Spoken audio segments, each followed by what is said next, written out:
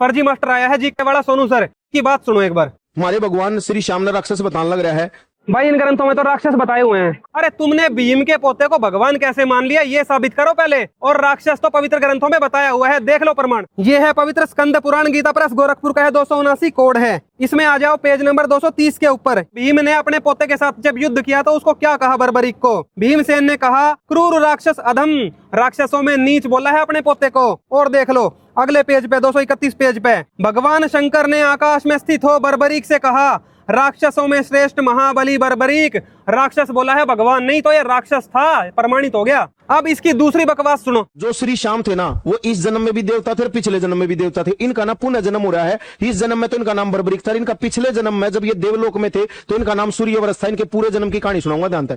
सूर्यवंश ऊपर देवलोक में रहा करते थे। एक बार की बात है जब धरती पर बहुत ज्यादा अत्याचार बढ़ गए तो धरती माँ गाय माता बनकर देवलोक में गई और वहां पर देवताओं के आगे रोने लगी, गुहार लगाई कि मेरे ऊपर बहुत ज्यादा अत्याचार आ रहे हैं। सूर्यवंश ने वहां पर कह दिया कि भाई इस छोटे से कार्य के लिए भगवान विष्णु को कष्ट देने की जरूरत नहीं है, अगर आप आज्ञा दो तो मैं उसका वध कर दूंगा। तो ब्रह्मा जी ने कहा भाई तूने विष्णु भगवान से अपनी तुलना करी है, सूर्यवंश को बोला, और तूने सारे देवताओं में अहंकार वश बात करी, इसलिए मैं तुझे श्राप देता हूं कि तो अभी इसी वक्त मृत्यु लोक में चला जाएगा। सूर्यवंश भगवान को अपनी बात के पश्चाताप हुआ और उन्होंने पैरों में गिरकर ब्रह्मा जी के माफी मांगी। धर्म और अधर्म के बीच की जब लड़ाई होगी तो उस लड़ाई में जाएगा लेकिन तू युद्ध नहीं लड़ पाएगा। वहां पर तेरे को विष्णु भगवान नारायण रूप में मिलेंगे और कृष्ण भगवान के रूप में मिलकर तेरे से वहां तेरा शीश मांगेंगे और जब तू शीश का दान देगा। तो ये तो इसने अपने मुंह से कह दिया कि सूर्यवंश जो इसका पिछला जन्म था उसमें इसको अहंकार हुआ और इसको माफी मांगनी पड़ी ब्रह्मा जी से। तो भाई भगवान की भक्ति करके तो लोगों का अहंकार दूर होता है, और जिसको ये भगवान मान रहा है राक्षस को, उसके अंदर तो खुद अहंकार भरा पड़ा था। देख लो उस जन्म में भी देवता नहीं था, यक्ष था यक्ष। देख लो ये प्रमाण, देखो पेज नंबर 234 पे। इसी समय सूर्यवर्चा नामक यक्ष राज ने, ध्यान से देख लो, देवता नहीं है यक्ष है यक्ष। ये देखो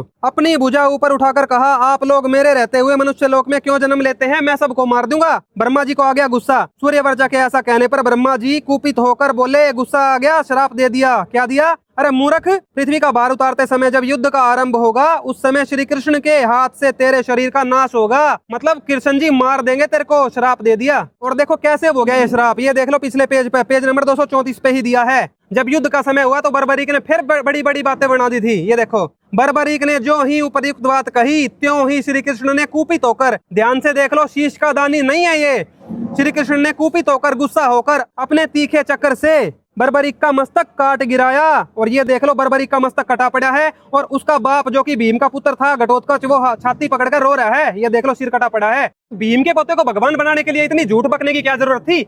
आप अपने घर में कुछ भी मान लो पर दुनिया आज भ्रमित नहीं होगी, क्योंकि आदि सनातन का उस कबीर भगवान का ज्ञान देने के लिए संत रामपाल जी महाराज जी आ गए हैं और सब उनका सत्संग सुन के सच्चे भगवान की प्राप्ति कर रहे हैं।